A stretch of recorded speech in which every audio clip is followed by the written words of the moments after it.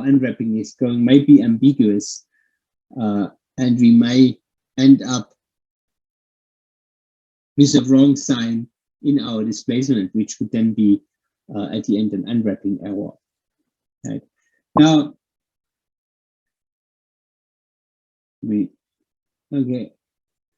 sorry, where are we? Okay, now if we extend your question into, you really want the deformation, and you want to be sure if it's subsidence or uplift or horizontal motion, right? Because we only measure the line of sight deformation, so we only measure in this direction here, right? So we can't really be sure if we are moving down or if you're moving to the east. In that case, if you're moving horizontally, to really make sure out of that, you would need two acquisitions from two different orbits, ideally ascending, descending, and then if you have a line of sight direction from the other side, then you can solve that one and clearly identify if you have a subsidence, an uplift, or horizontal motion, or what is very often the case, a mixture between both. Right. So, but you're going to need to make that for sure, is to make sure about it, is you're going to have a ascending, descending combination. Okay, that's the direction of azimuth changing, ascending and descending. Well, that's certainly the case. So just to quickly go over that again. So when we have here ascending, our satellite moves in that direction, right? So our azimuth direction, our heading angle would be something like 350 degrees, right? Ascending, okay. And descending, we are going down. Our azimuth direction is something like 190 degrees typically. So yes, the azimuth direction is changing in ascending and descending. Yeah, okay. So I hope that's clear enough.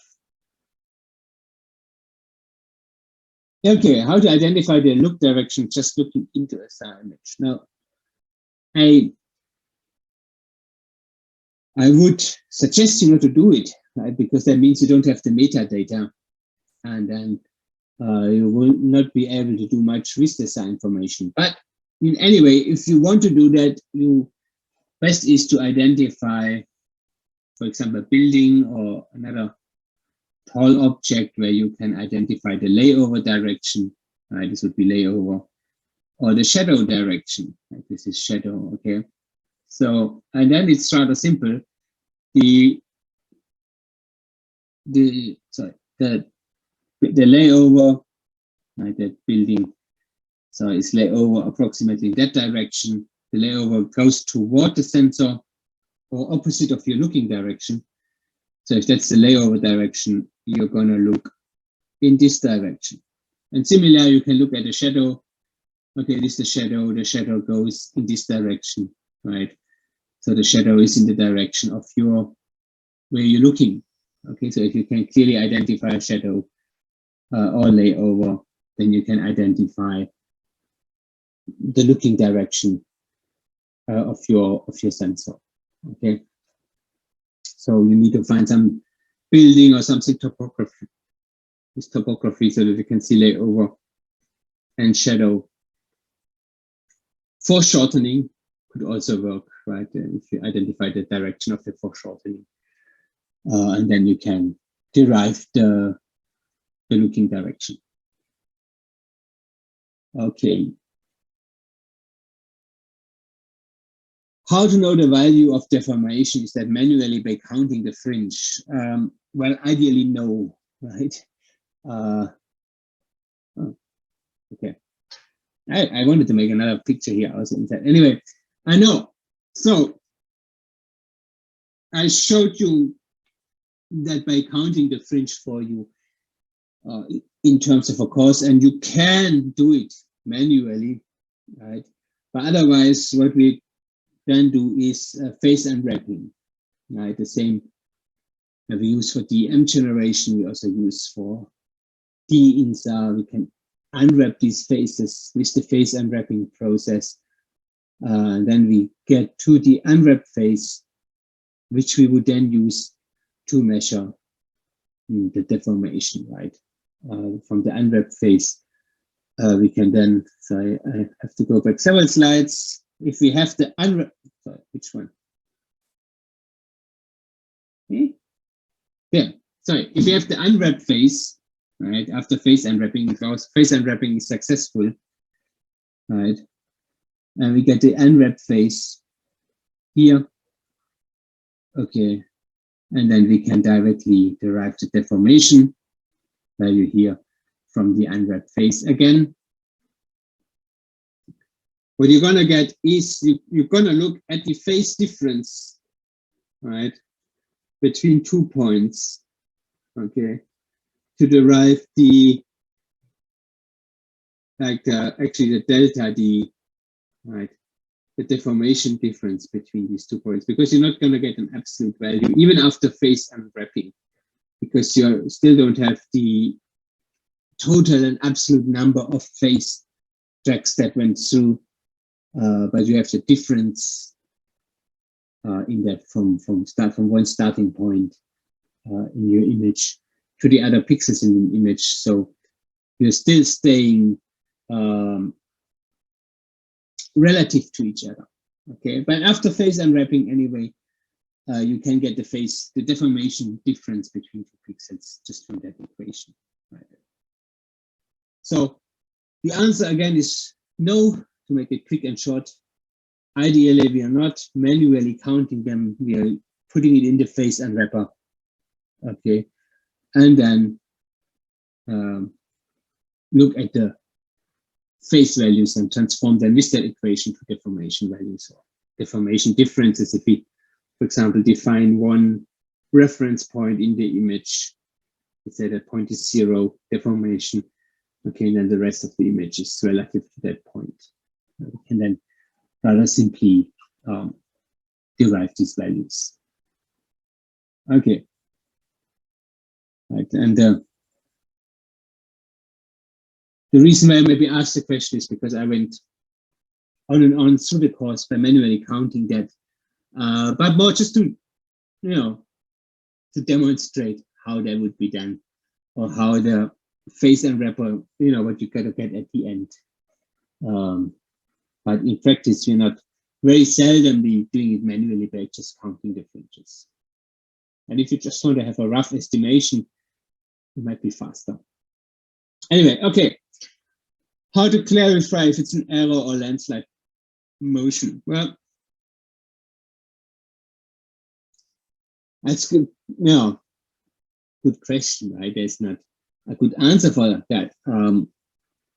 So typically, we're gonna have to see that we get a clear enough signal so that we can say, well, that is not, noise. So you have to separate it from noise. There is, well, what kind of error you're gonna have? You have typically, there might be atmospheric error, okay, or DM error. That would be the 2 errors that play a role here, because just noise, you're gonna separate noise from your clear signal. So let's assume you have a signal, right?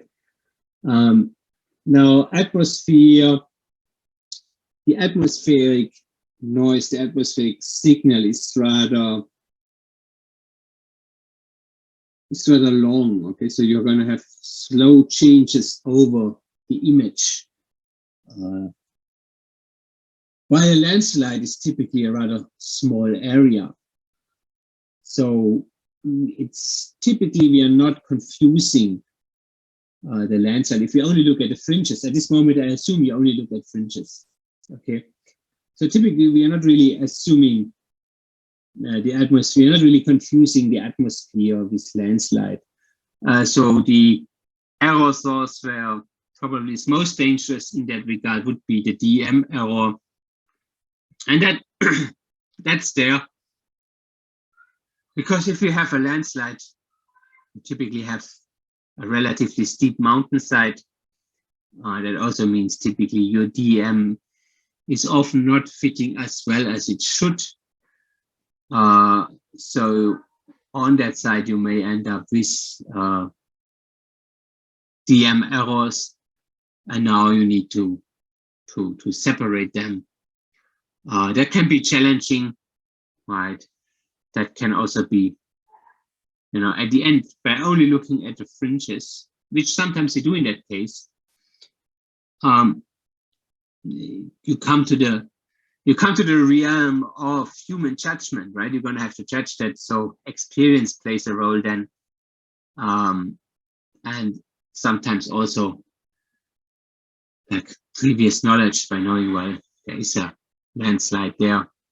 What's a bit an advantage is typically, not always, but typically the DM errors are mostly more related to the top of the mountain range, and the valley. So the misfit is mostly there and not so much on the mountainside itself. So that can help you to separate them.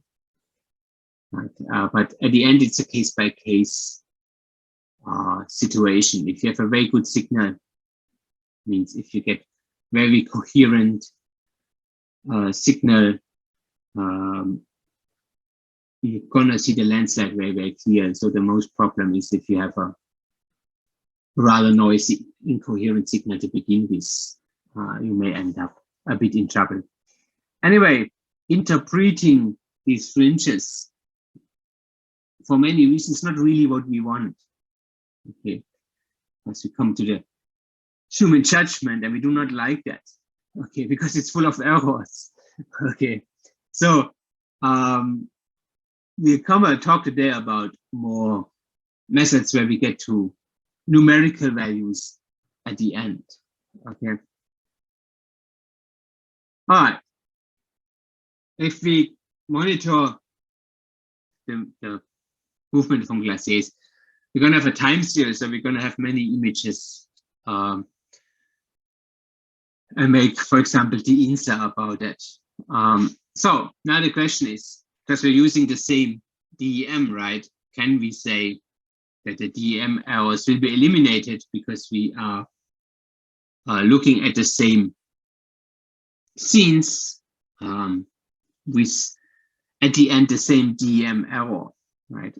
But it's not so easy. So if you're looking at the equation here, which gives us here the relation between the difference in height between 2 pixels and the difference in the topographic phase between 2 pixels, right? That's the equation we would need to solve. But the issue is, although your DEM stays the same, your baseline does not, right? Between each image, the baseline is different. So if we solve toward the phase, if you solve toward here delta topo, you will see that even if delta height is the same, so the height error is the same, the perpendicular baseline is not. So the phase that derived from that height error will be different each time because it's each time a different baseline. So you will not be able to just do it like that. However, the baseline is also a known value. And so you can go in there, you can go looking at the difference in baseline and estimating actually the height error. If you have many examples, you can then estimate the height error using that information. If you know the height error, right, if you identify the height error, you can then, because you know the baseline, you can then calculate the topographic phase error and remove it. Right? So that's possible, and that's what we are going to do in DInSAR. It's one part of DInSAR in it, but it's not as easy without correction of it. Okay, without correcting it, it will not work because each time you get a different phase. So it's not as easy if you say, well, the topographic phase will always be the same. It isn't, because the baseline is always different. So it's not that simple. Okay. So in coherence, we have a value that we interpret. An interferogram, we have to see directly to image for interpretation. We will not get values. When you get values, okay, you can ideally, for example, unwrap them and then get phase differences between 2 pixels. You can then calculate the deformation difference between these 2 pixels and so on. So that is all true. We were looking at interferograms and interpreting them so far, because that's rather common in DInSAR. But we're moving away from that now today, when we're moving toward DInSAR and other multi-baseline methods. So that means methods where we use multiple images to analyze that.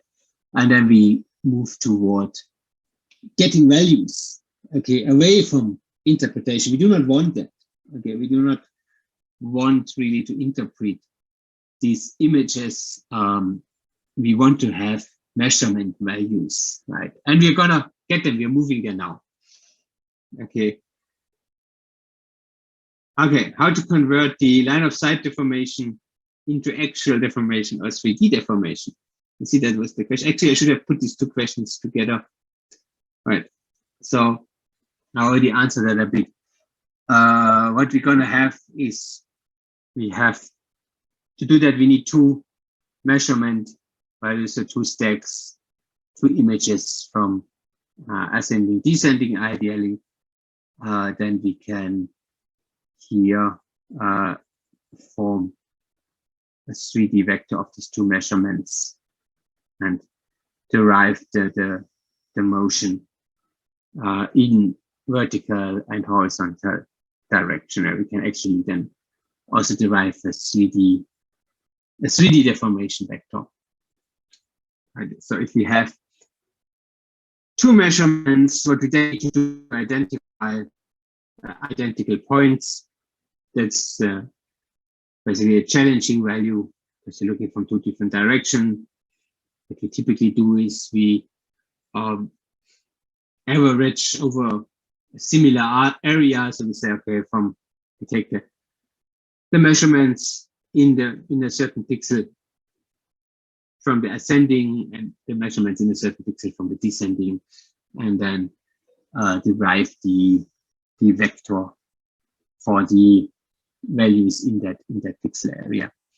And then this is it's a rather simple equation. I'm just thinking, I think I don't have the equation on a slide. I think I can put it on some slide on. It's rather simple. And you can look it up to come there to then horizontal and up and down measurements. But what you need is 2 measurement vectors. Purely theoretically spoken, you could also start to separate if you have like a different orbit direction, but generally from the same direction, right? As 2 ascending orbits, but at different looking angle. You could also start to derive certain. I don't really want to say 3D. It's more like a better than 2D, you know, vector, because you don't have a really good angle to do that, right? But best is ascending, descending, but the pure minimum is that you need 2 measurement values. Okay. Otherwise, you cannot go from a 1D to a 2-dimensional or even 3-dimensional measurement. Okay. Aside from SRTM, are there any other height data that can be used for hydrological analysis? Right. Now the data is a bit outdated. Does this have negative impacts on the analysis? Well, I guess if it has a negative impact, that very much depends on your test area, right? Is there haven't been there huge changes or not from the time being? But there are other data available, but I can't comment on their quality or on their suitability for hydrological analysis. But you may look at where we have the ASTER DEM. That's from optical data from the ASTER satellite. There is the ALOS DEM that's derived from the Japanese radar system, the ALOS system. You can look at the Tandem X DEM, the 90-meter DEM would be freely available, and the higher resolution data is available for scientific use if you basically write a proposal on that. And now recently, I guess the idea would be to look at it's a Copernicus DEM. I think that's also available now or soon. That's from ESA. You may try to find that Copernicus DEM, which is also partly based on Tandem and then added with additional data. Yeah, that would come into mind. There are probably more. You can search that, but on their suitability for hydrological analysis, I can't comment on that because this I really do not know. But you might look at them.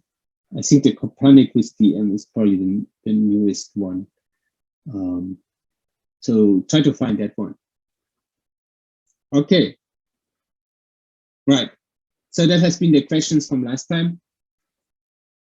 Okay, so let's take a look at, I go back a little bit on what we talked last time, just to move into our new topic. Okay, so we were looking at differential interferometry, and differential interferometry we do in the repeat track mode. So that means our satellite is taking an image, right, and when it's coming back at the same orbit, taking a second image, so that we have, for measuring motion, we need a certain time difference, right? A difference in time. Be it satellite or be it airborne, you fly and you come back at a similar position, which, by the way, is much more difficult to do with an airplane than it is with a satellite. But yeah, then you can do the interferometry, which is looking at phase differences anyway, right? But if there's a time difference, we have atmospheric differences, right? So the atmosphere is different. We have a path delay difference through humidity, water, vapor content, air pressure, and so on. We see differences in the vegetation, which can lead then to temporal decorrelation, because now we're looking at very different things. Okay, our signal, you see, if you look at this extreme example, okay, our signal gets now reflected somewhere. There's no leaves, so it gets reflected somewhere here, right? And here it gets reflected somewhere more on top. There's a huge difference on the phase center, right? So we're measuring, we're very different points even. You're not measuring the same thing anymore. So your signal is not coherent. And that's one of the temporal decorrelation. But what we're interested in differential interferometry is actually this difference in the position, this motion, this deformation. That's for differential INSAR what we are looking at. Now, the temporal decorrelation is the main problem that we are facing here, we see after 1 day. We still have lots of good information from the interferogram, not so much the correlation beside the water area. Okay. But after 15 months, we have most of the area is completely decorrelated. So that means you would not get any useful information anymore. We're just now in the noise. So that is the huge problem if you want to measure motion, the temporal decorrelation. Now, when we are measuring a DEM, we can fix that. We can fix that by taking measurements at the same time, like in the SRTM, for example, we have the transmitting antenna in the shuttle and receiving antenna in the shuttle and another receiving antenna outside of the shuttle. So if we're taking the measurements at the same time, we do not have temporal decorrelation. We have a very, very little temporal decorrelation. I have to say that because actually even for SRTM, the time difference between these two images is not exactly 0. There is a small time difference between them. But anyway, very close to 0. And we have basically no atmospheric differences between these two images. Again, there is small atmospheric differences because their path is not exactly the same. But again, very, very small differences. So we don't really have temporal decorrelation problem. And atmospheric problems in that configuration. However, if you're taking the images at the same time, you can't really measure motion. You can measure motion in the time difference. Otherwise, you can't measure it. So it's not going to work like that for if you're interested in motion. So the problems of atmosphere and temporal decorrelation, they just come back to us again. Right, and I already showed you the slide, the surface motion contribution, right, can be calculated. The phase of that is 4 pi divided by the wavelengths times the motion, and that again that it would be the again that would be here the unwrapped phase, what we actually get. I'm writing so ugly. Okay, what we get is the wrapped phase, right? It's not so easy to paint with the mouse. Okay, right, it's the wrapped phase. That's what we measure. So from minus pi to pi, the wrapped signal, which is not the same, right? It's not the same like this one. This one would be the unwrapped one, but we actually measure the wrapped one. So we need to unwrap that to get there. We need the unwrapped measurement to get to the deformation. So again, the wrapping of the phases needs to be solved also here. If D or better, right, we're actually looking at delta D. Right, actually, we're looking at phase difference between 2 points, deformation difference between 2 points. If delta D is very small, right? If it's smaller than the 2 pi, right? Then we do not need to unwrap, right? Because then our measurement, the wrap measurement, would be the same as the unwrap measurement, right? Because it is smaller than 2 pi. In that case, right, for very small motions, we do not need to unwrap and can directly get to the measurement. The problem is, well, we don't really know that, right? Because we only have the wrap measurement. If we just assume they are always small, we are probably underestimating every motion, okay, because they might be wrapped. We're coming back to that over time and quite a lot, but yeah. Right, these are the backgrounds here. Okay, now our DInSAR, it contains the topography, right, the motion, the atmospheric delay, and noise. It's all together, right, if you want mixed together in the phase that you get and plus, right, what would I need to say, the topography, we have the topography phase, that would be like an unwrapped phase, the motion phase would be an unwrapped phase, the atmospheric layer would be an unwrapped phase. The noise, not really, doesn't matter. And all of them together gives you the unwrapped phase, but what you measure would be the wrapped part of that. So again, not so easy to get from there to the original values. Nevertheless, okay, so if we are interested in motion, then we want to remove the topography, right, and the atmosphere, right, or like here we can try to ignore the atmosphere and the noise, so we can get to the motion. Right, so goal is in that case here to remove the components, to estimate the components, and then remove the components that we're not interested in. And not to forget, the motion that we measure is always in the line of sight direction of the sensor, right? And then typically the DInSAR results, they look something like that. So you have here these pictures that we then try to interpret. We can also measure, like we could, right, in that picture, because you get questions like that. So you could measure the phase value here, right? Phase value here. Yeah. No, sorry. Go back. Okay.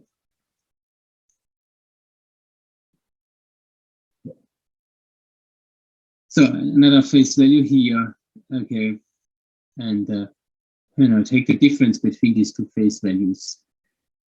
Let's say if we assume that would be the stable point, we can measure what's the difference in motion from here to here. Okay, you see from there to there, there is that's less than a phase cycle, so you wouldn't even need to unwrap it. Okay, if your reference point is somewhere, here to measure to here, well, you're gonna need to unwrap from here to here because there's more than a phase cycle. Okay, but certainly we are not only, even in DInSAR, we are not only looking at the beautiful picture and trying to interpret them.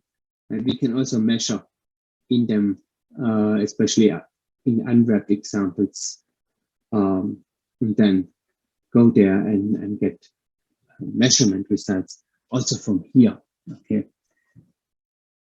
Point is, we are often trying to interpret to see, is that now real deformations, atmosphere? So that's more of an interpretation question, so that we can, let's say, judge the measurement values that we get, that we can estimate their validity or their meaning, right? But unfortunately, again, in DInSAR, we are often in this interpretation phase.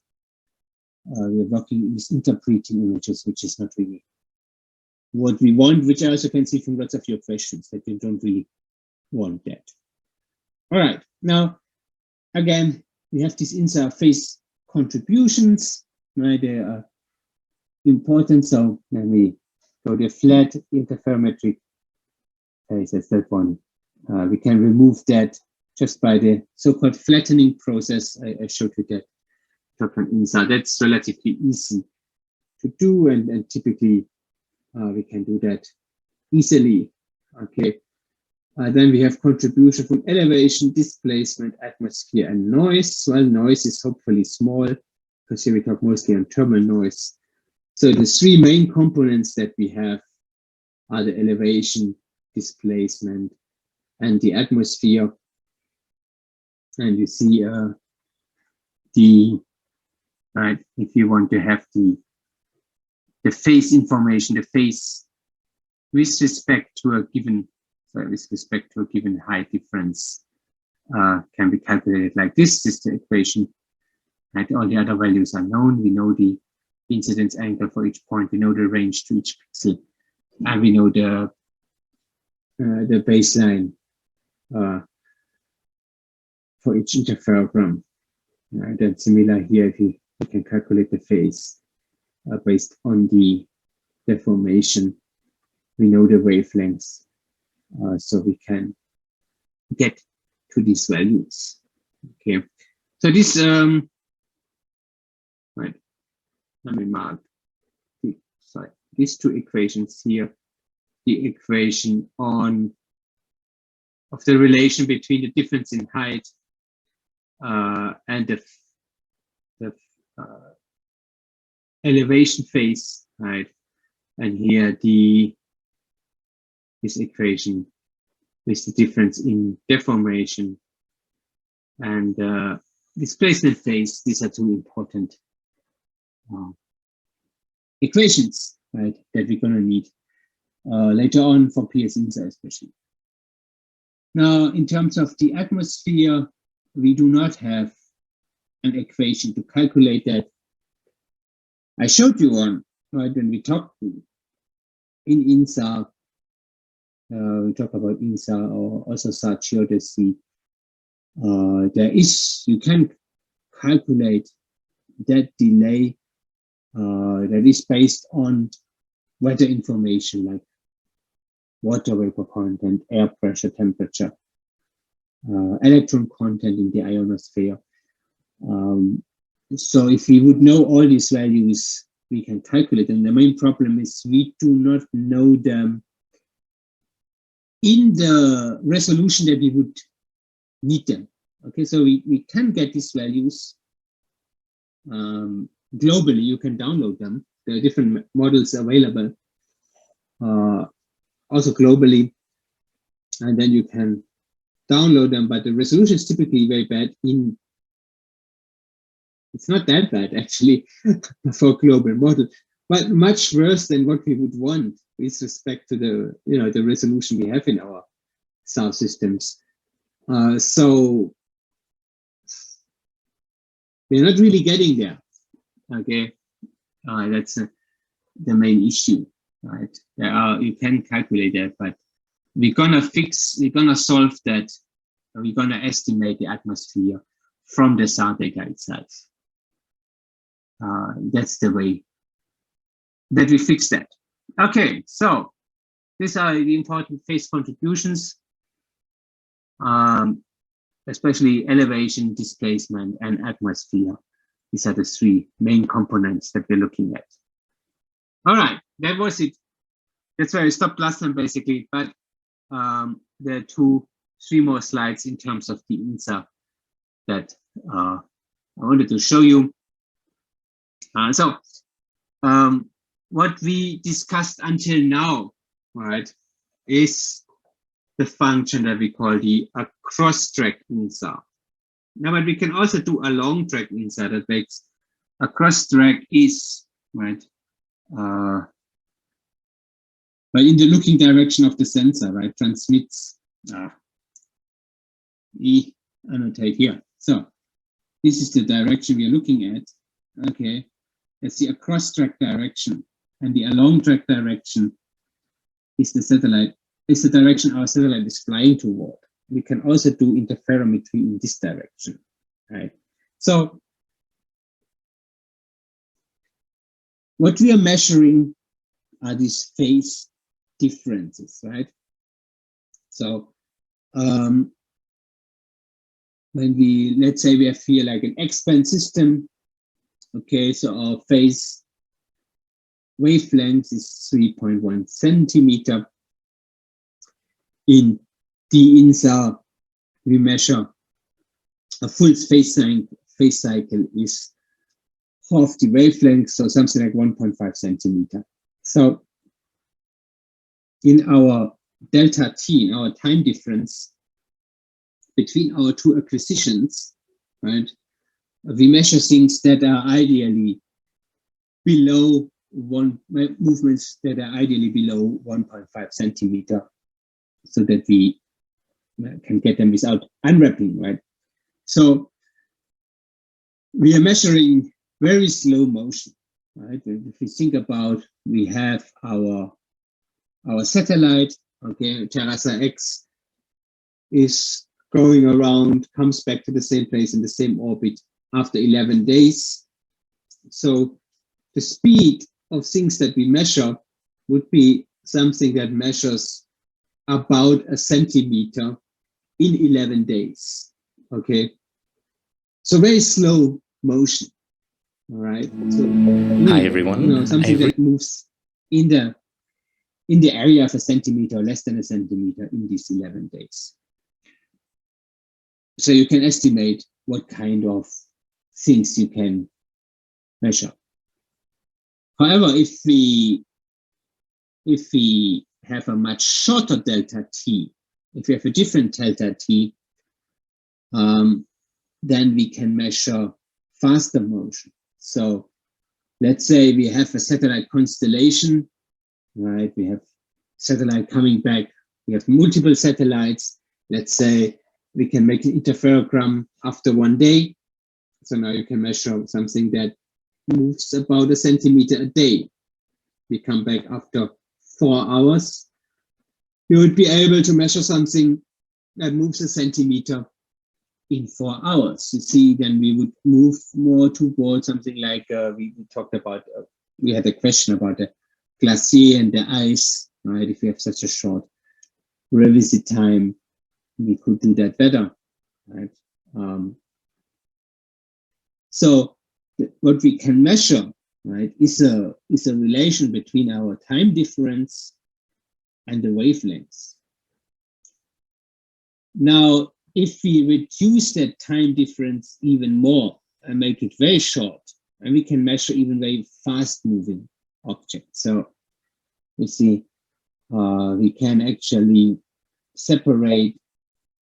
There is experiments done in the SRTM, in the X-band SRTM, right? If we separate that antenna from that antenna and take the time difference between them, which is very short, right? But there is a time difference. And then we can look at what is moving centimeter, some millimeter during that short time. Okay. Or the other one is here Terras X by separating the antenna.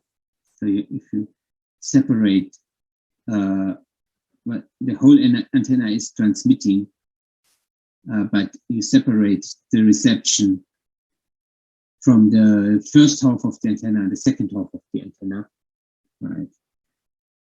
So there's a short time difference between the front and the back of the antenna. You can imagine it's a very short time difference. But if you have something that in that short time difference is moving a millimeter, right, then you would have a phase difference and you could measure that.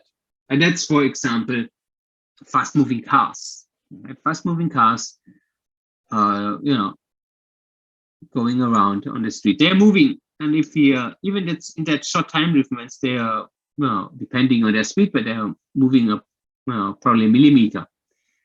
That would cause then a phase difference that we can measure in that along track DInSAR.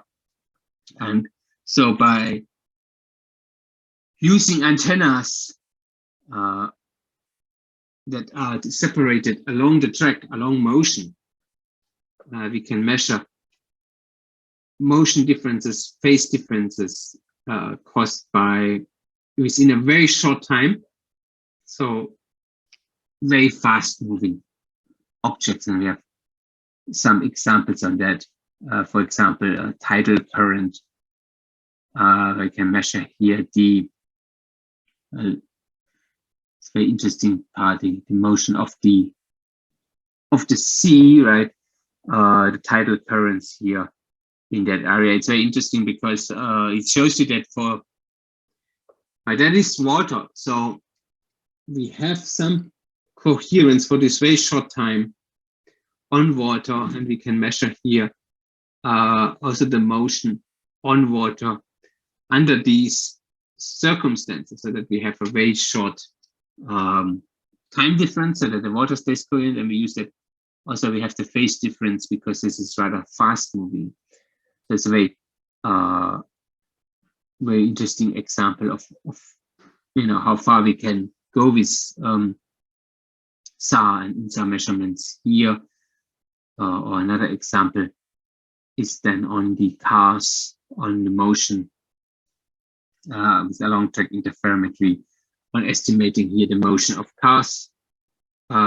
So you can see, and I showed you that before on this example on bridges over water, right? Showed you the example with cars going over bridge over water. We find the cars in the water, and it's similar here. So this would be the car that we measure.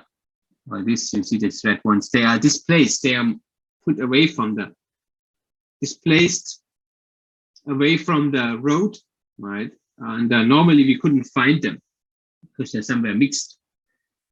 What we can do then by looking with a long track interferometry, we're looking now at pixels that have a phase difference between them in this very short time, right? And these are then fast moving objects. And now we can identify these fast moving objects, even if they are not on the road. We can identify them by having a phase difference between them. And so in that way, we can here identify all cars moving along the street, which in the other example, we just could identify them when they are on water, because then we have them on this, we can separate them from the dark background, right? And in this case, we do not need that because we're looking at phase differences. But what we need to do that is we need to have the antenna configured in this long track interferometry mode, which is typically not the case, right? So this data is here available as experimental data, as scientific data from the DLR, but it's not like generally available for all areas. Okay. Nevertheless, if you would want to, you could always construct a satellite that's doing that as a standard mode.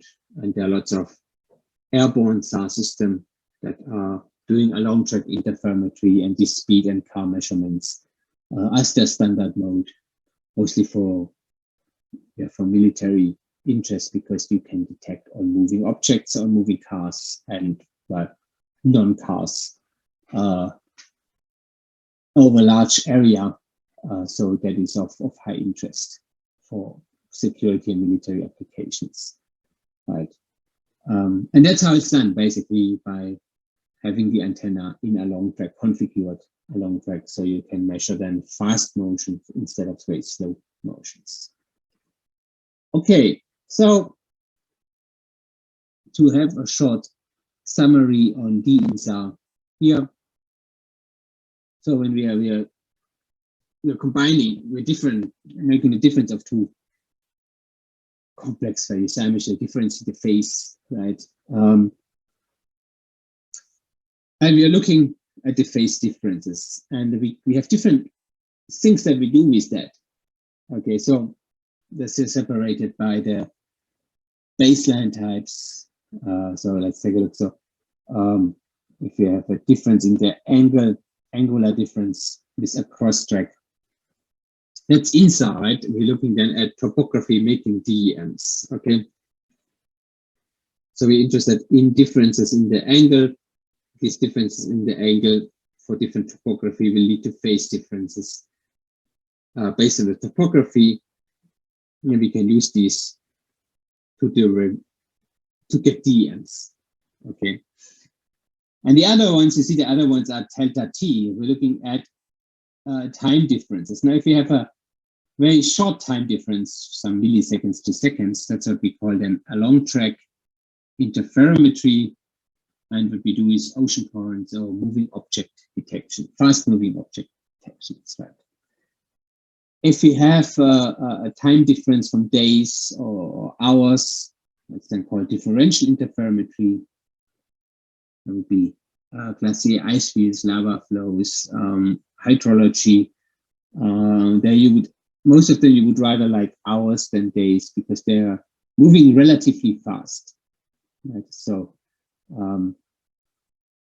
that's why we separate them from delta T from days to years, which is still differential, but then we're talking about very slow moving things, so subsidence, seismic events, crustal displacement, volcanoes, these things, they're very slow moving, where we have then millimeter, centimeter per year. That's what we then also measure. That's what we typically measure with the, let's say, the standard differential InSAR applications. And then last but not least, by looking at the coherence, right, and at different time, delta time, right, we can see how long does it take for sea surface to decorrelate, and also land cover classification. So we could separate, if we have a wide range of time differences, even including different milliseconds, seconds, days, hours, right? We could difference different water decorrelation types, but land cover classification, you know, water decorrelates very fast, right?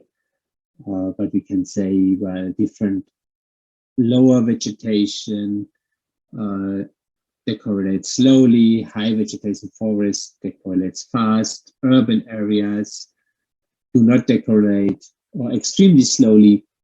So if you have many images with different delta t's, with different temporal baselines, we can then look at how fast does a pixel decorrelate over time.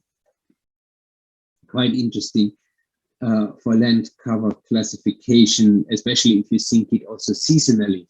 So if you have really many images going over seasons, you have a winter, summer season, or rainy, non-rainy season, and then you look at, well, how fast does it decorrelate in winter? How fast does this pixel decorrelate in the vegetation season? When does the vegetation, you know, season begin? When does this crop begin to grow faster?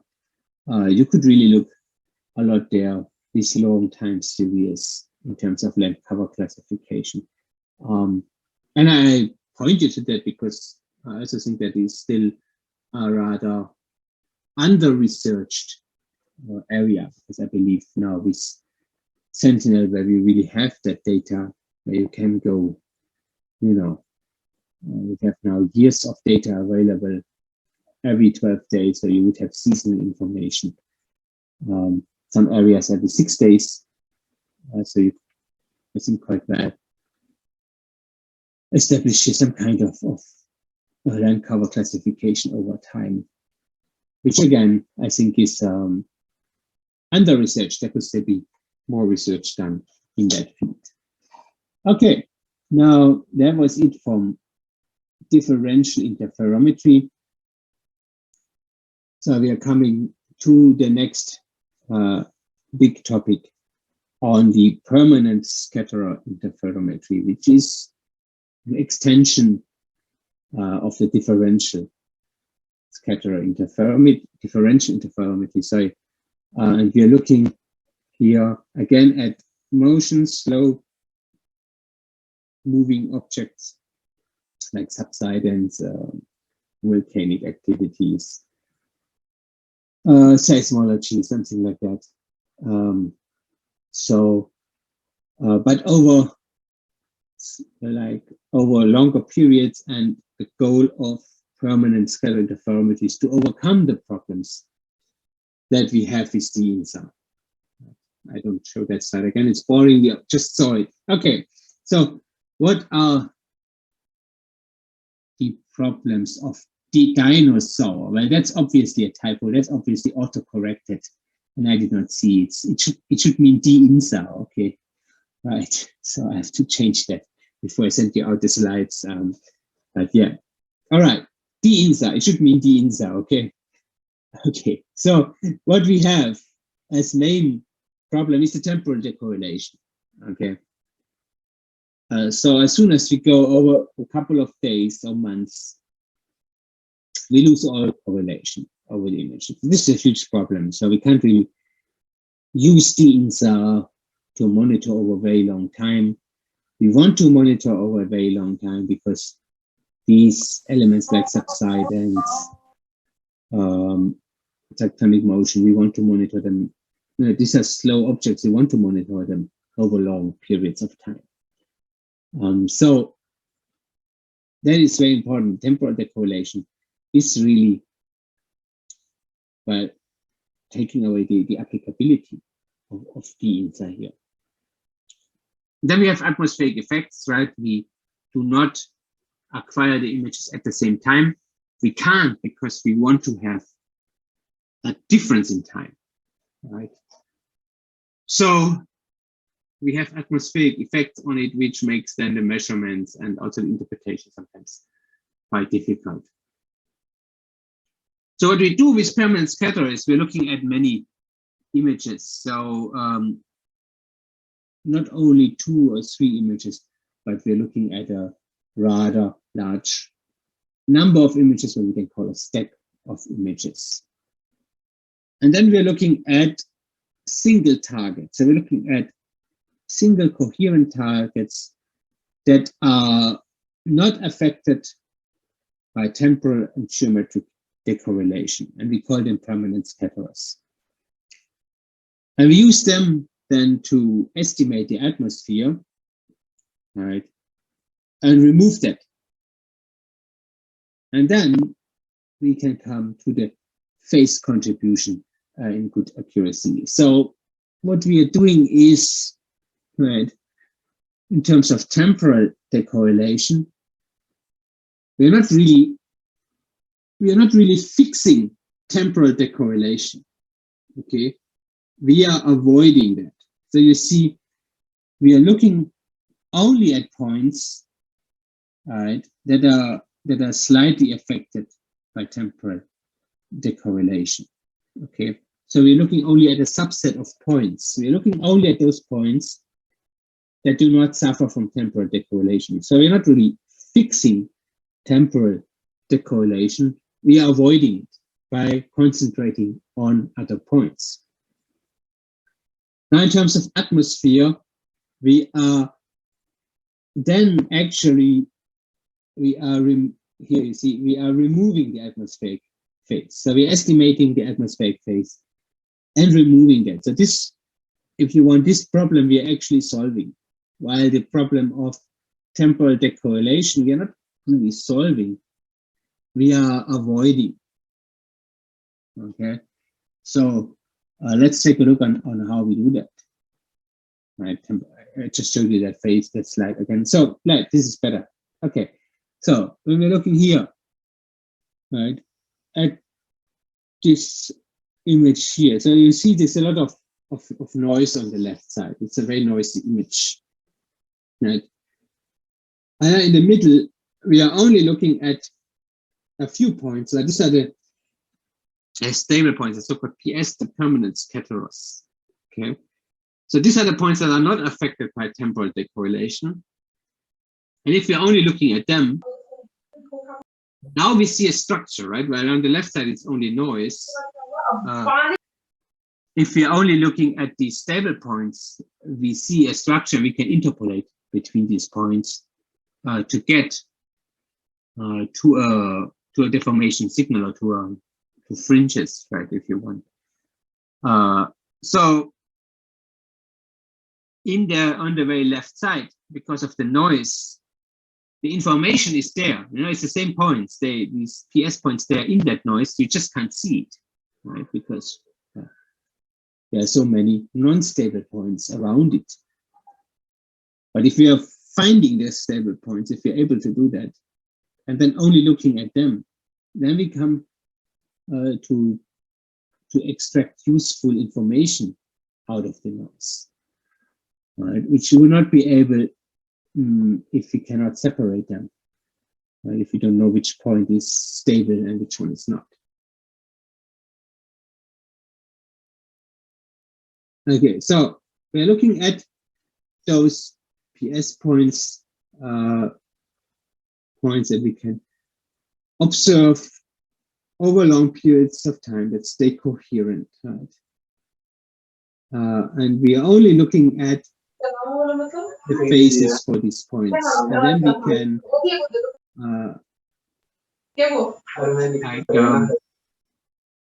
interpolate these phases and unwrap them all over the image. But the trick is to only look at these PS points.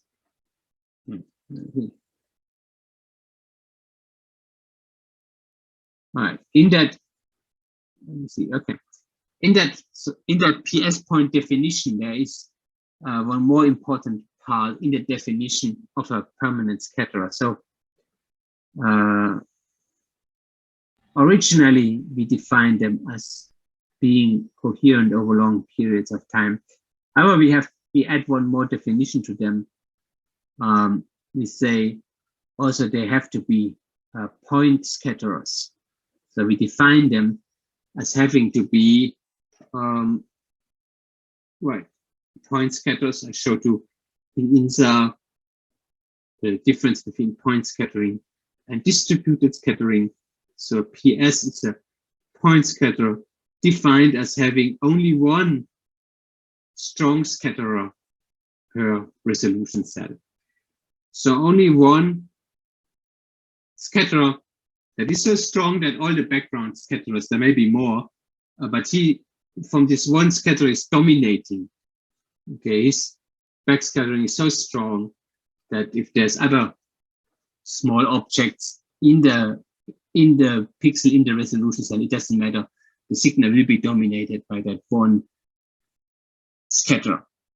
Now, if we have that, if we also have a point scatterer that has one more advantage, it means we do not have speckle, because speckle is defined as having, speckle noise is defined as having several scatterers in one resolution cell, which then by their coherent, by the interference of the phases, of the return of the phases, they cause that speckle noise. We do not have speckle noise if we only have one strong scatterer in a pixel.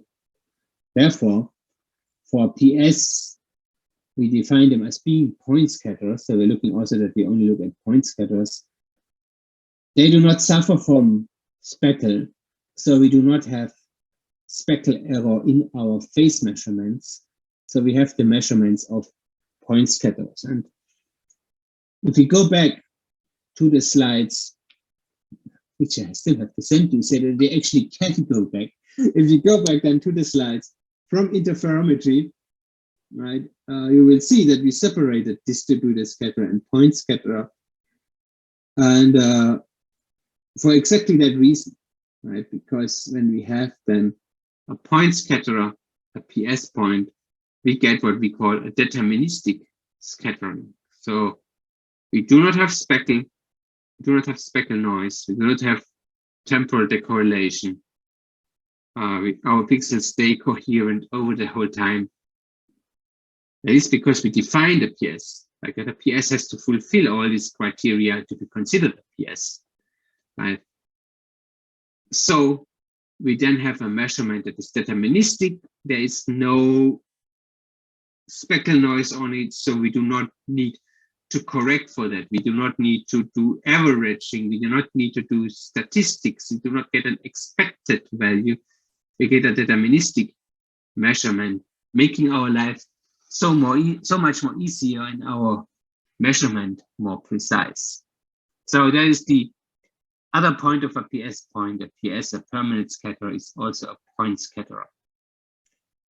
So there's no speckle noise, to make that clear. And for these points that we find, they're stable, they're coherent over time, and they're not suffer from speckle noise.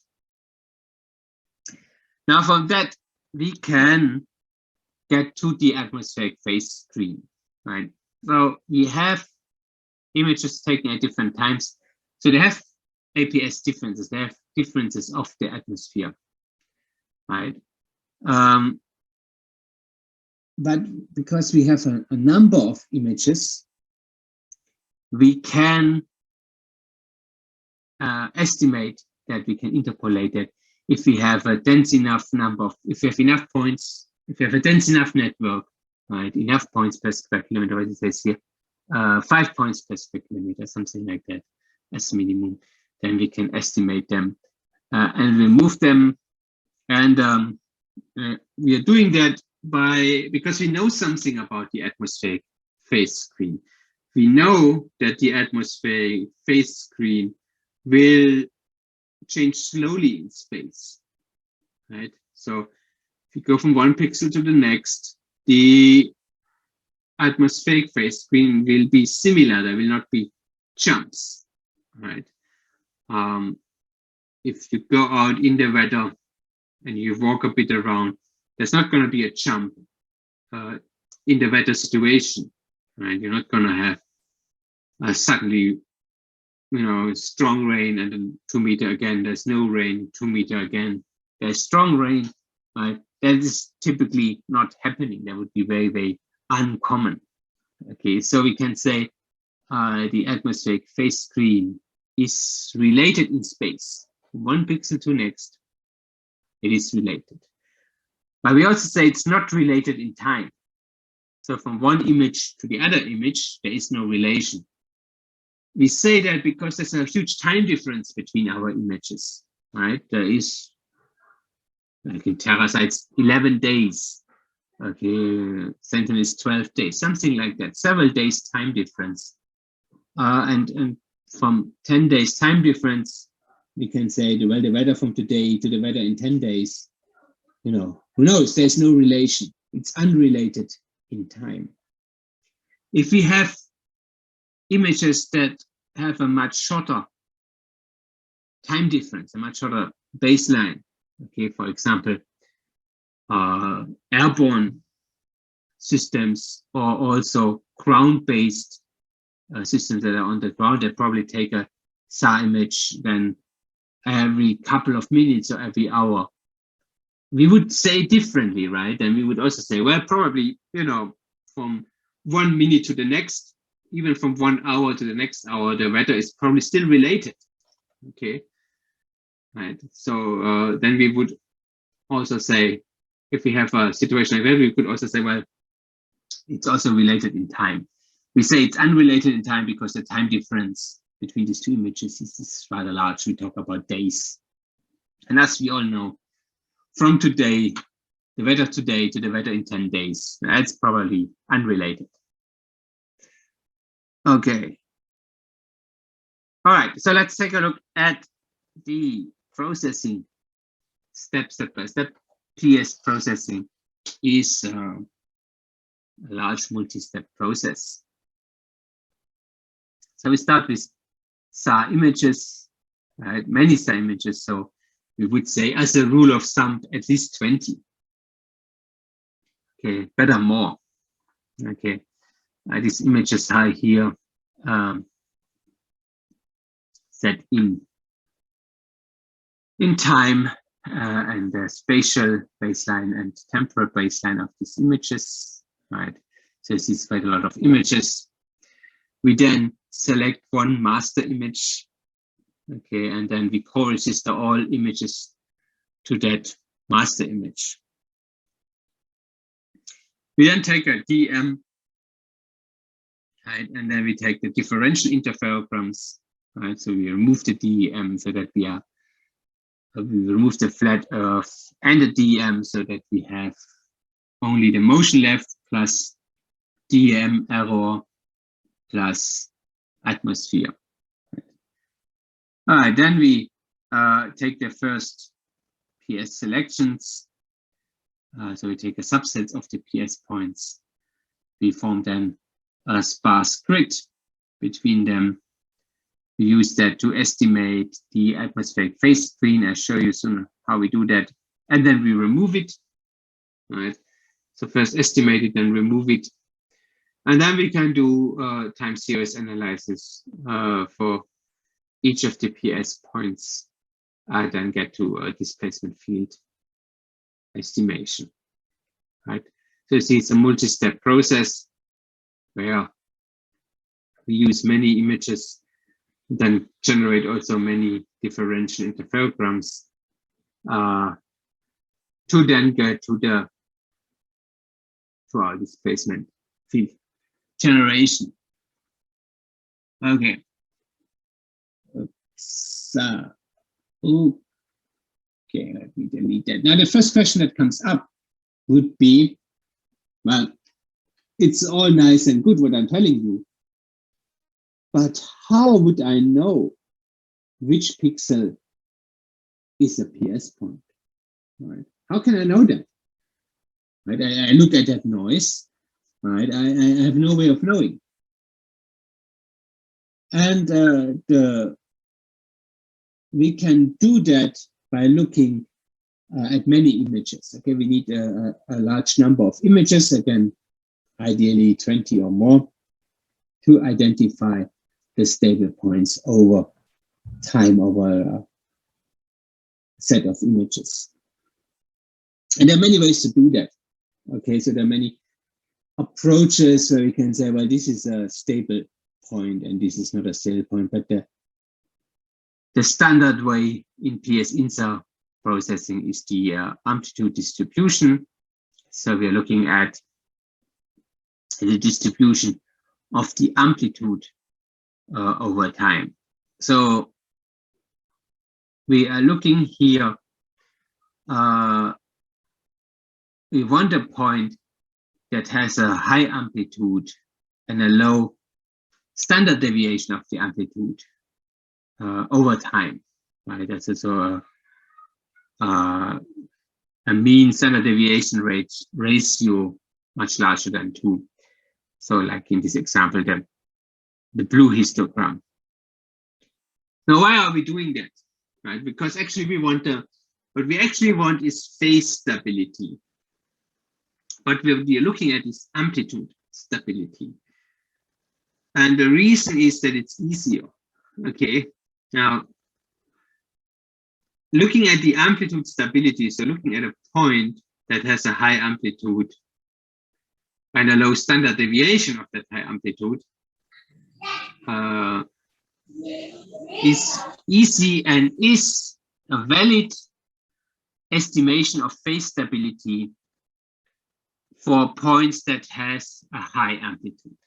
So if your point has a high amplitude, if it's a white point, okay, a strong scatterer, a high amplitude.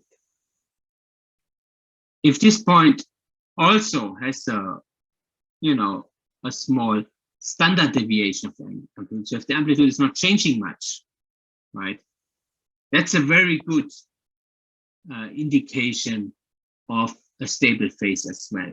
So for points with high amplitude, that is directly related, in this case, amplitude stability is then directly related to phase stability. If your point has not so high amplitude, that relation is not so good anymore. Okay, so we may have points that have phase stability, but are not so, do not have such a high amplitude, so are not so wide in your SAR image, right? For them, the amplitude distribution index is not a good indicator, and there are other methods to find such points.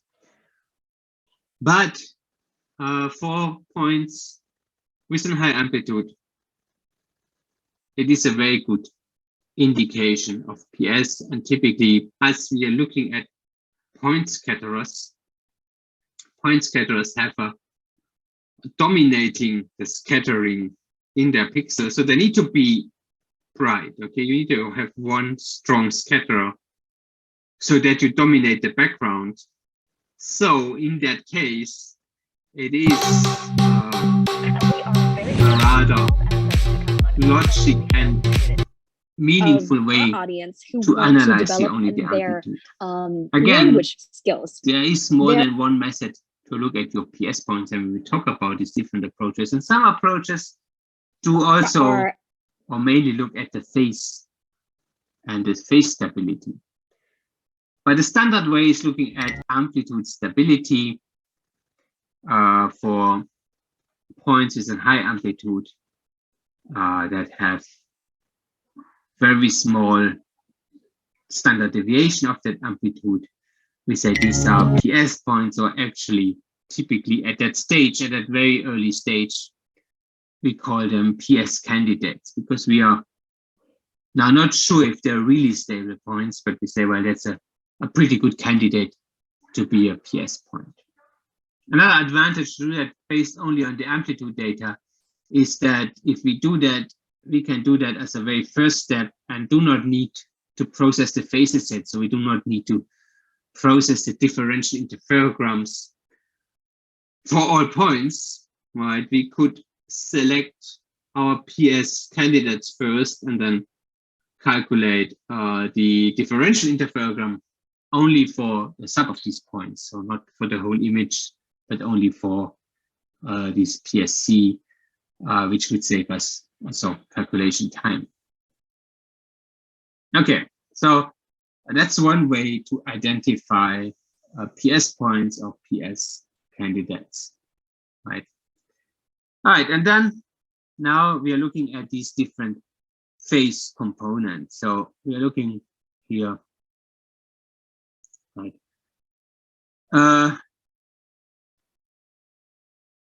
Right, we're looking at height together with over the baselines, and then we have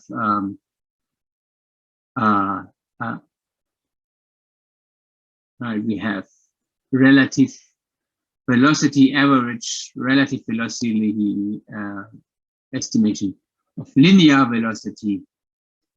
There's a temporal difference times the relative velocity of that. We also have nonlinear motion components, right?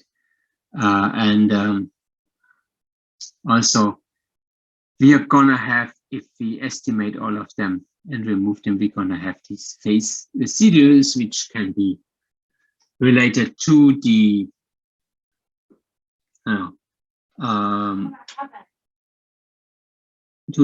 atmosphere, to not corrected nonlinear motion, to the atmosphere, or to noise, right? So this is these phase residuals. I come back to that again to explain you what we're going to do with them.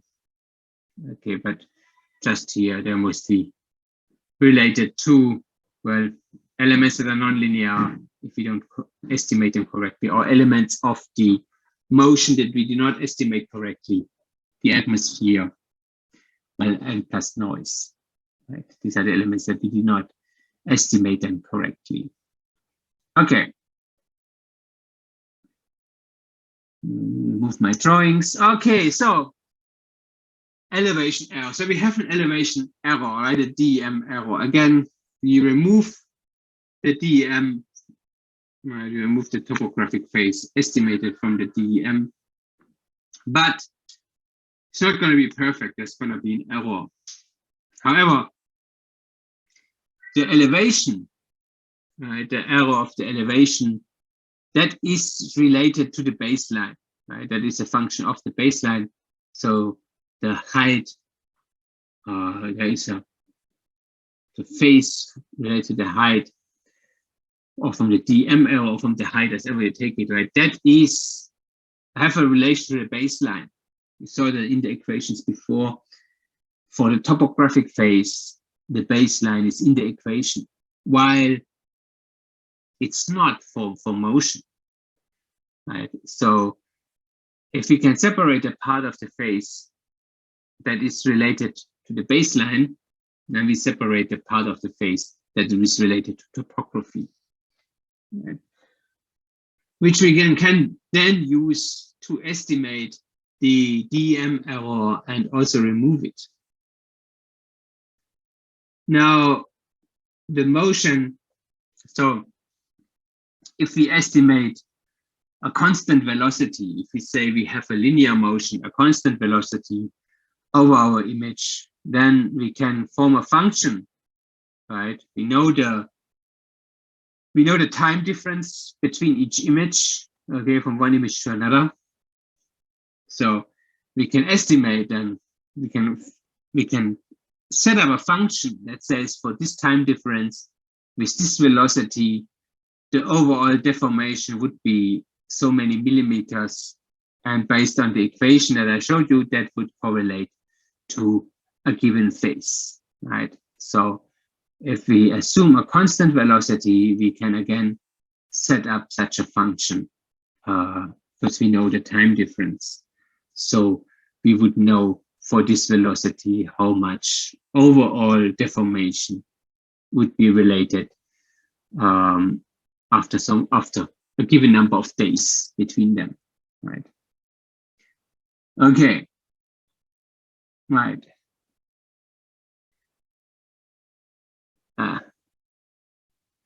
Let me come here. Okay, let me explain it in step one, then maybe we go back then. Okay, so now what we're doing. All right, let me move my things down. Okay, so we are looking at PS points now. So we're not looking at images anymore, we're looking at points. If you want, we are now looking at a point cloud. Okay, so we're not really doing so much image processing anymore. It's now much more like point cloud processing or topology. So from one point here to another point, we can form like a relation, right? Such a vector. Okay, right? All right. Remember, we are always looking at differences, right? So we're always looking at difference between one point to another point. Okay, so from one point to another point, we can now have a look at the equations. You see the difference in height between these 2 points, right? Is this one here, delta H, right, is related to the wavelengths. The difference in the topographic phase, the range, the incidence angle, and the baseline. And this is all we know, right? I mean, we know the range, we know the incidence angle, we know the baselines, we know the wavelengths. So our relation is between delta H and delta, the topographic phase, right? Now, actually, I should not show you the equation like this. Actually, we should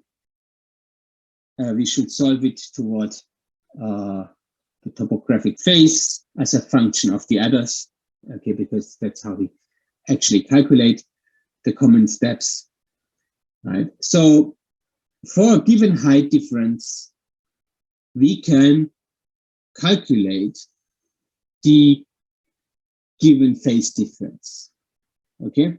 So this relation we can set up. Similar, right, for a given linear motion, right? So if we assume a constant motion, right, we can calculate the given, actually it should also be delta, to be honest. Should be a delta here. We can calculate the difference in motion phase between the one point to the other point. So given that we can set up a set of linear equations, okay, and solve, for example, these are least square estimations for, toward height difference and linear motion difference between these two. There's one problem though. So we have many images, right? We said we take like 20 images or something like that. It's just a rule of thumb, okay? So if we have so many images and we only have two unknown variables, delta H, right, as a difference in height and a difference in motion between these two pixels within these two PS points, should be easy to solve. But we have more unknowns, right? So for each image, we also have an unknown here, which is the wrapping factor, right? So we have an unknown wrapping factor. You see that's a factor times the 2 pi for the topography. So how much the topography phase is wrapped between these two pixels. We do not know how many wrapping cycles there are. Similar, we do not know how many wrapping cycles for the motion value there are between these two pixels. and as they are, for each image, they might be different. So we have always more unknowns than equations, right? So we always have an underestimated solution. Okay, we always, instead of an overestimated one, we have an underestimated solution. All right. Okay. However, also underestimated solutions, we still can solve them. Okay, we have methods to do that. All right. So still doable. Now, one more thing I did not mention yet. So we form here a link between two PS points. Yes, okay. Now we estimated here the topographic difference and the motion difference between these two. But there is also, right, the atmosphere. We did not estimate that, right? So we have, before we had the equations of topography and velocity, and we said another phase component would be the atmosphere. We ignore the noise. The flat Earth we have removed by it from the differential interferograms already. So missing part is the atmosphere. And that's now coming to the trick of it all. Right. So we said from one pixel to the next, the atmosphere is changing slowly. So if our two PS points are very close together in space, the atmosphere, the component that's in between these two pixels, right? That's the atmospheric difference between these two PS points, is very small if our distance is very small. And so if our atmosphere, if the part of our atmosphere, it has to be less than 2 pi. Okay, much less than 2 pi, because if it's more than 2 pi, then it's more than we can, it's more than in the wrap phase, and then we could not solve anymore because we would be random, we would be ambiguous. But if our atmospheric phase, and the atmospheric phase, you see, it's in here, in the residual, okay, in the what's left unsolved part, that residual has to be much less than 2 pi. Right? If that is the case, then we can solve.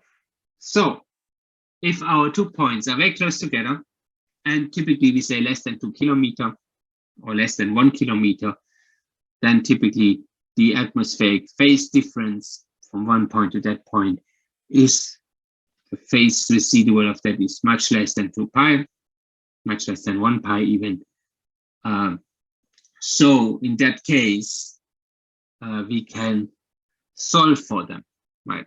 So the trick is that these 2 points have to be close together, and then the atmospheric phase will be in that residual, but it's so small that we can still solve for the rest. We can solve that. There are different ways to do that. You see, it's an underestimated system. One way to do that is, for example, here using an integer least square, because we know A1, B1, these unknown wrapping parameters, they're integers, right? So you have one phase, you have 0 phase cycle, 1 phase cycle, 2 phase cycle, 3 cycle. It's an integer. Okay. Knowing that with integer least squares, we can solve that. For example, we can also solve via periodogram. Oh my God, right. So basically, like you can make a stupid solution. Okay, what is a stupid solution? Well, you set like a range of acceptable height differences or motion differences between these 2 points. So you'd say from 0 to 100 meter height difference, or minus 100 to 100 meter height difference, minus 50 to 50 millimeter motion difference, okay, just as an example, okay, between these 2 points, then you could set up, you know, all possible solutions in that solution space, and you would look for the highest P, for the one with the smallest residual, right? So basically, we always try to optimize this one to have the smallest residual vector, right? So integer least squares would work, setting up parallelogram, being very stupid and just go through all the possible values and look for the ones with the lowest residuals. These are all different solutions, right? That do work for you. Okay. Now, having done that, right? Having done that, we are left with the residuals. Okay. And the residuals that we are left with, right? That is, to large parts, the atmosphere. So we are left with a vector, right? We have here a vector for each image, a vector of residuals that includes mostly the atmosphere plus some noise, right? Plus maybe some nonlinear velocity that we not estimate correctly and some other errors, but mostly the atmosphere, which means we now have values for the atmosphere. We now basically have an estimation of the atmosphere, which we can use. And that's the key element of it. Now, me running out of time a bit. Let me see. Let me still go to the next 2 slides. So how that all plays together. So that's how we get from a connection between 2 points to estimate the height difference, the linear estimation difference, and the atmospheric vector between them.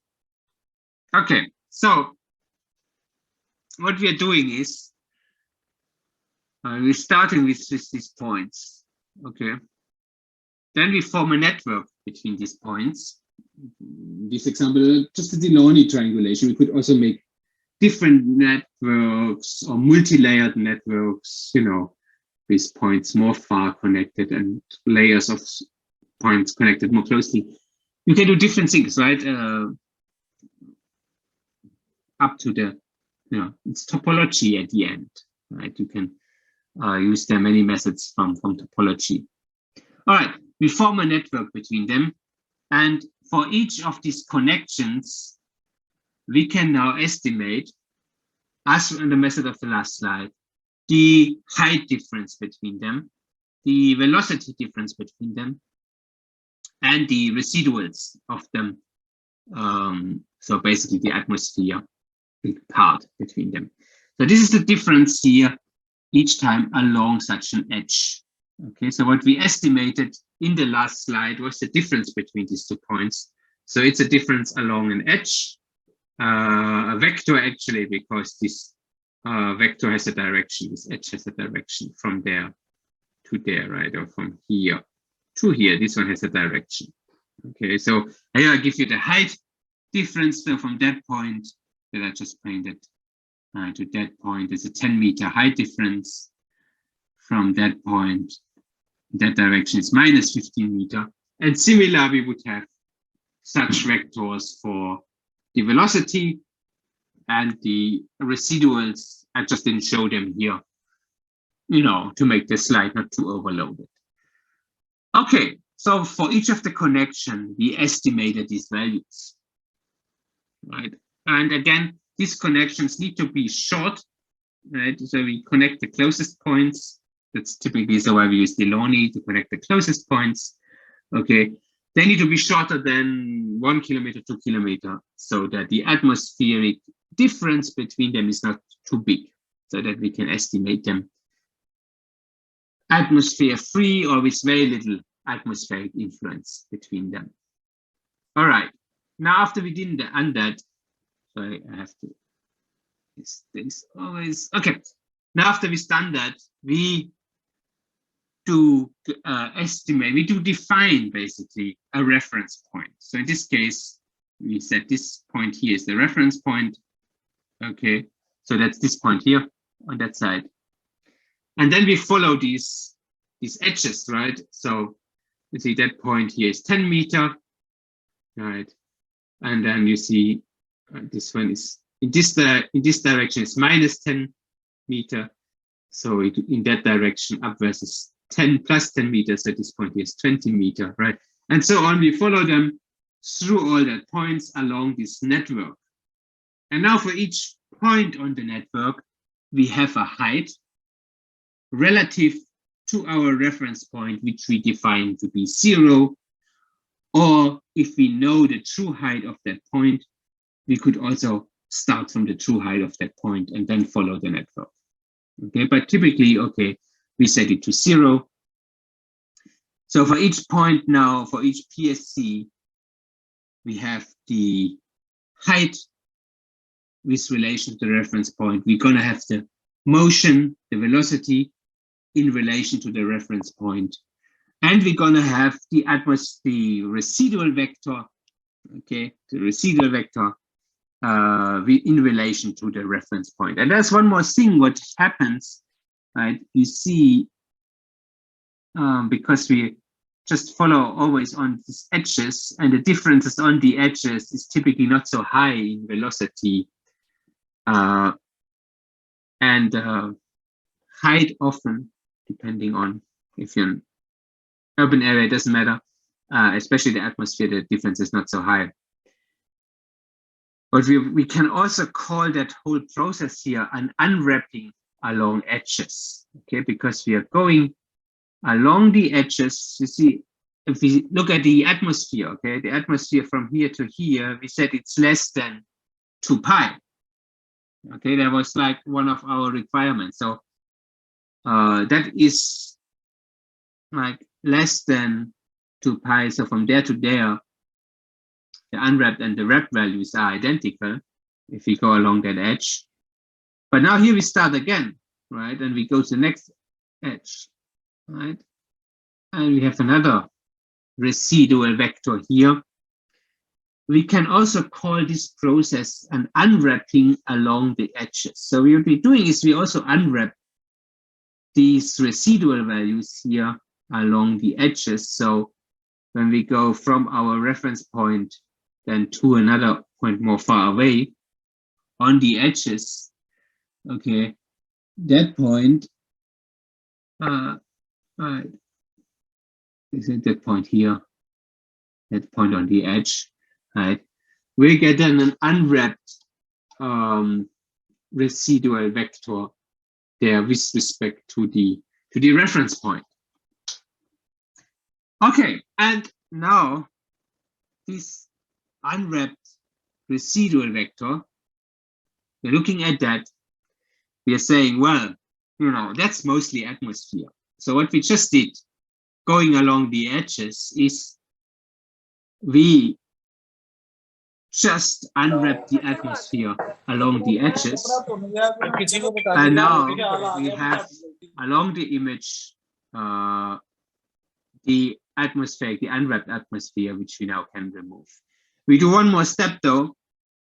After we have that, we are doing typically a mean filtering of that vector in space. So we say, well, you know, the atmosphere is related in space, slowly changing in space. So we filter these vectors here in space with a mean filter, with an averaging.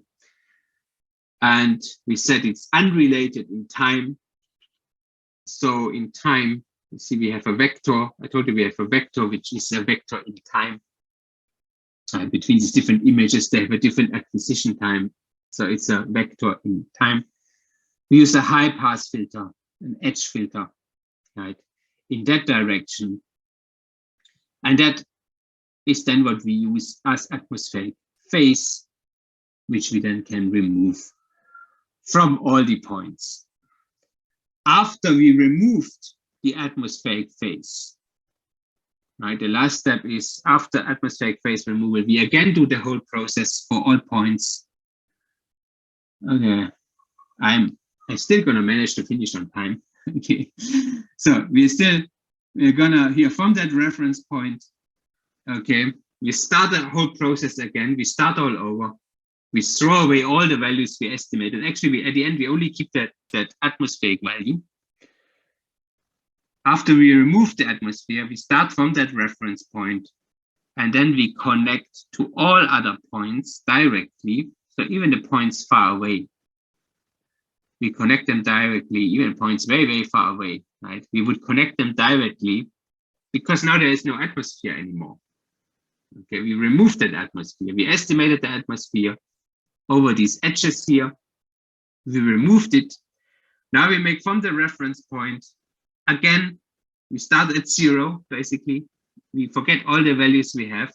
We just after we remove the atmosphere, we connect all of them again, make long connections, and process the values again using. Now I want to go back. Yeah, here again, starting here from making connections. Here,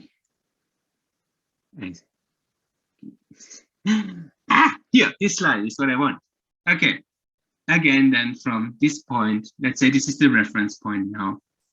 We make connections to other points, but to all other points, and calculate, again, estimate them, again, via this estimation methods that we choose for all the points based on that.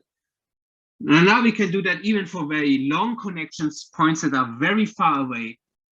It doesn't matter, right? Because we removed the atmosphere. So we do that from the reference point now to all the points. And that's how it worked. And that took me a very long time to explain, right? Because that's the critical part of DInSAR. That's exactly the technical detail, how it works. And I made it. Oh no, I'm a little bit late. I'm sorry. Okay, 1 minute late, 2 minutes late. But we're gonna stop here, right? And next time we're looking then much more on what we can do with it. Okay, but this part is very important that you understand how we get there before we show you the applications, what we're gonna do, different approaches, and so on. Okay, so today was very theoretically, but in my opinion, very, very important. So thanks for listening. This is a bit complicated part. Takes everybody some time to understand that. Okay, I will go back again a bit, and then we go through the applications and to different methods, and then at the end I hope you will understand when I talk about the different methods, because there's more than one way to do that. There are different approaches, and to understand the difference you have to understand how it's all working. All right. Thanks again for listening. Zishan, do we have questions? Yes, Professor, we have questions, approximately 10 questions. All right. So, okay. Yeah, sure, we may probably do one, but we are already a bit over time. So I will do them again next time for sure. But let me have a look if I can answer one quick one, maybe. Okay. Okay. Is it possible to perform time series analysis of landslide using DInSAR alone? Yes, basically, yes. There is a process that's called what's that called? Stacking. I think stacking, InSAR stacking or something like that, where you just stack these results one after another and not really solve for it like in DInSAR. I will not talk much about that though, also in the upcoming, but we are talking about very different methods on solving DInSAR and DInSAR and so on over the next time, because landslides are a difficult topic for the DInSAR. Okay, for several reasons. A, there are not enough PS points. B, sometimes too fast. We come to all of that. We're very interested in landslides. But yes, you can do that. Typically, you to stack those DInSAR interferograms and then just estimate along that, basically ignoring the atmosphere, which you can do because the lens size is typically rather small. All right, time is up. Just now, one of our participants said it's good that I stop on time. So let me stick with that, trying to stop on time. I'm gonna be next time. It took me a bit more today on that part. Longer than I thought actually today. Spent longer time on that. Just a couple of slides. All right, doesn't matter. We still have lots of courses. Dishan, when do we see each other next time? Yeah, we will actually be here on 23rd, not 22. Right. According to the previous schedule, it should be 22, but we will be here on 23rd, right. 23rd December. It's important information that we actually shifted to 23rd, because on 22 there's another course colliding with ours, so we shifted to the 23rd. Okay, so next time is on the 23rd. Do not forget it. All right. Okay, good talking to you. We come back to that. I'm gonna make you understand it. Okay, do not worry if it's not all clear yet. All right, we also come to more application and more beautiful pictures again, so that you know what you can do with it. I know you're all more interested with that. Okay, but you also need to learn the problems and where you can use it and where maybe not. Okay, all right. Was good seeing you. I mean, seeing you okay online, but still was good. Okay, bye bye. Have a good day, good evening, wherever you are.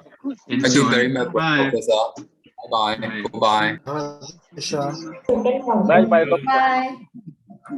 Bye bye.